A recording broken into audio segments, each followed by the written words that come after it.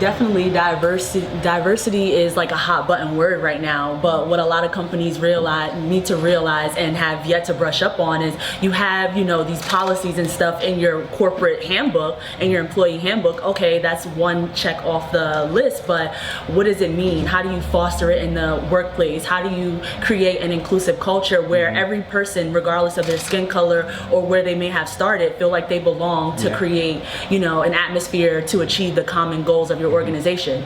That's what we're all here for, no matter what. You know what I mean? So we need to make good on our claims that are in those employee handbooks. It's not just a checkbox. Yeah. Like, it's not like it's a atmosphere, an environment, a place where people feel like they can be themselves, they can do the work that they need to do, and that they feel heard. Because I think a lot of times people do want to do that checkbox. And, it's in our policies, we good.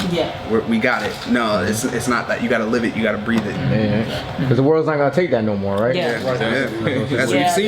The ugly in America is definitely showing. You know what I mean? And a lot of these big brand companies that we all buy from, we are knocking at their doors and saying, "What are you doing? Are you doing the work?"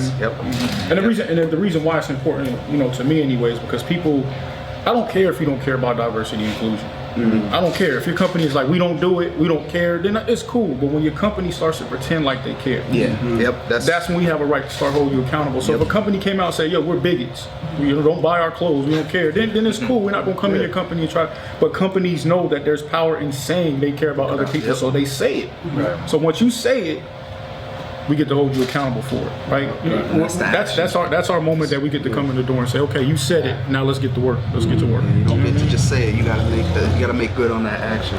Absolutely. And I think that's the biggest thing that we're gonna get from Heroes is that we're gonna get that, right. So many people are gonna understand more. They're gonna be impacted more. And for me, it's a level of accountability that we're gonna have post-show, things of that sort. You know what I mean? And to really go ahead and to continue to change the lens that people start to look at the world at, and hold themselves accountable on how they step into spaces that they do every single day. You know what I mean? We all got biases, we all got issues, man. Everyone's got a past. It's something that's holding them back from their future. In that situation, and that's where our country is right now. We're gonna be able to hold ourselves accountable, for our past, and understand what we've done wrong and figure out the best ways to move forward, or we're gonna continue to pretend like we're just gonna check this box and everything is all good because the box is checked, but nobody's actually adhering to a culture of inclusiveness and greatness at the end of the day, because we're never going to be great if everyone is not able to be successful in this process.